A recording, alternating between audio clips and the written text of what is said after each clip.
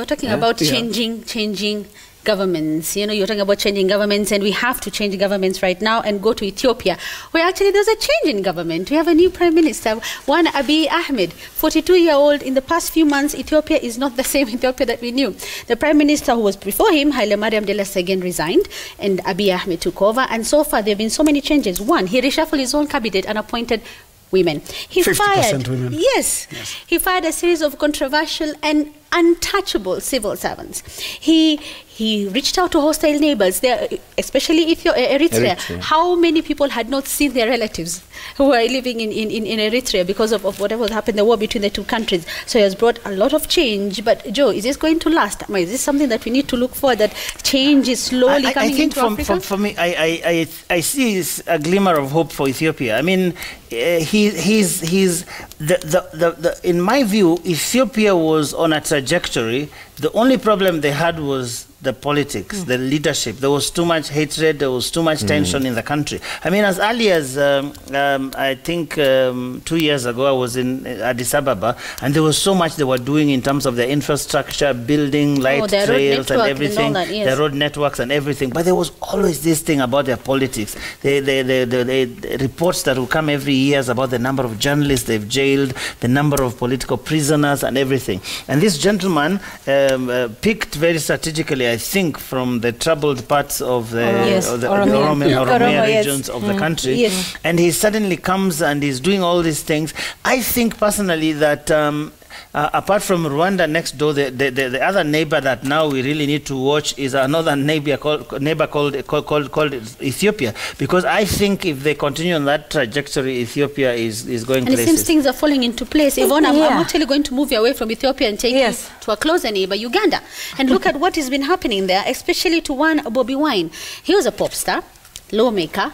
He's actually in hiding. Police raided a concert, the hotel where he was staying before a concert, and we don't know where he is now. He's hiding, but that is just the list of his problems this year. Right, but the interesting thing about Bobi Wine and all that we've seen happen to him is, I'm sorry, what this does to Kizza Besigye.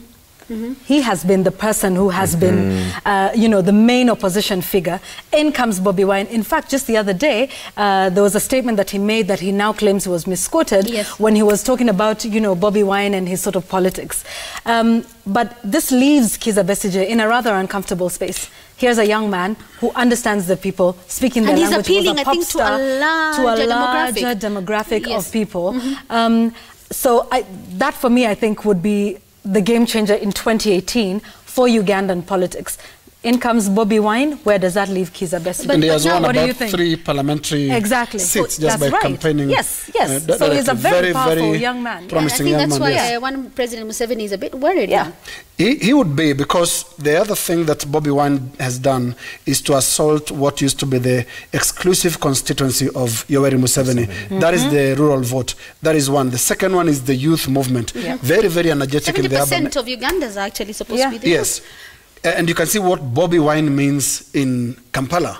You have to stop his rallies. You have to stop his meetings. If you don't, the city comes to a standstill. And now to go to the UK, Francis. Before you go to I prefer Tanzania because Magufuli began on a high. There was a lot of hope that this is the guy who was coming to bring order in disorder. The guy was going to, you know, bring structures in government and make Tanzania grow again. There was a lot of hope. However, there's a lot of disappointment months later. Actually, in 2018, there are people who feel like they made a mistake, that probably the Chama cha Mapinduzi, CCM, made a mistake. I saw a tweet by Jakaya Mrisho Kikwete, the former president, buying bananas by the roadside, and guys who were commenting were saying, we regret, we miss Mrisho, we miss, you know, that he may not have done a lot of things, but he respected the human rights. He was not very averse to contrary opinion. And there are those who may say that maybe for Africans we need dictators for us to be able to stop looting and grow. Sometimes it can get overboard. However, PLO actually at a certain point called for Magufulification of Africa. But I also remember... I just want to respond to the assertion that it could have been a mistake. In Tanzania, the selection of a presidential candidate of CCM Hey. is so elaborate, Yes. it can only be compared to what happens with the Communist Party of China Yeah. or what used to be the Central Committee of the Soviet Union. It's so thorough. They assess the candidates very, very, very, very well.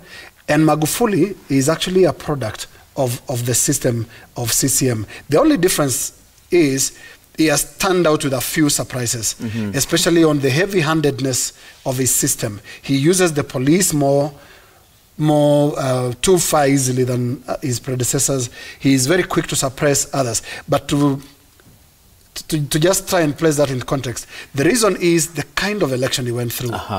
Magufuli won that presidency by the skin of his teeth. Yes, against Lowassa. And there's Against an Lowassa. election coming and up. there are even questions whether it was a clean election. One. Yes, Yeah. yes, There is yes. still the president, and Francis, our time is running out, but you have to talk about But this. I also- Quickly, but- we have to but talk as about you do quickly, so, I quickly. also No, not remember- about Trump. We talk We have about to talk Congo. about But I Let's talk also- about Congo first of all. I'm sorry, But I Francis. also remember that Magufuli burnt our cheeks.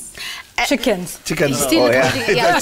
but of catches of feelings. On 23rd of December, that is I think this weekend. Sunday. Yes, DRC. They're going to elect a president, and it's being termed. It could be now what the first democratic transfer of power since independence from Belgium in 1960. Yeah. This is after Kabila has been in power for 18 years. We have only 3 serious candidates now. There is Emmanuel Ramazani Shadari, who is actually Kabila's choice. We have Martin Fayulu, and then we have Felix Tshisekedi, who's the president of the largest opposition party. Your thoughts quickly? I mean, it's still, we have to wait and see, quite frankly, because remember Jean-Pierre Bemba, for example, who was seen by many as the natural Front runner. choice for the opposition flag.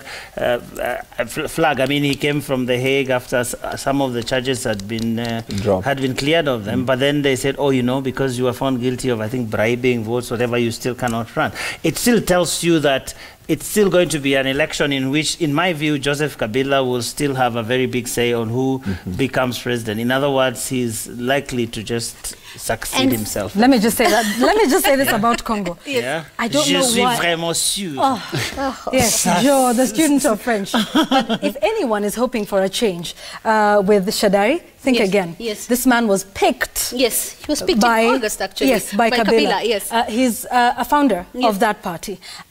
He's a man of the system. He owes his rise in politics to Kabila.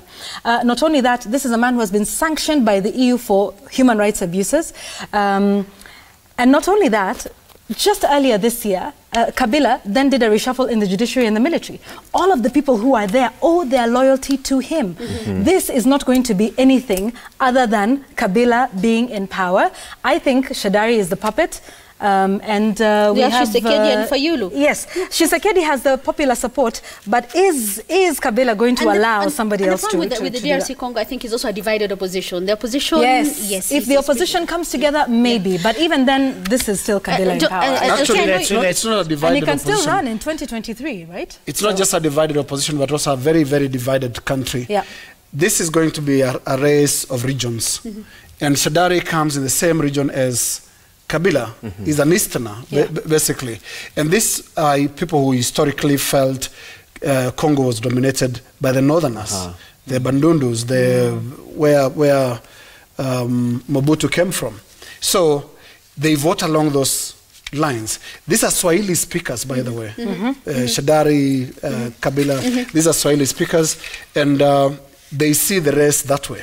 The elder Kabila, that is the Laurent Kabila, also campaigned essentially and succeeded on by exploiting the regional divide. And let's not forget one thing, that Congo is a world-leading producer of cobalt and also Africa's top coal miner, and there's a lot of interest. And a huge river. Has And a been- lot river, of beautiful interest. country. Would have has liked to been talk a about big what would happen on 29th of March une grande 2019. tragédie africaine. March So they 29, say 2019 is a big important. Afri- Ooh, a Joseph, big we are done. African Our time is up. Our time is up. tragedy. Our time is up.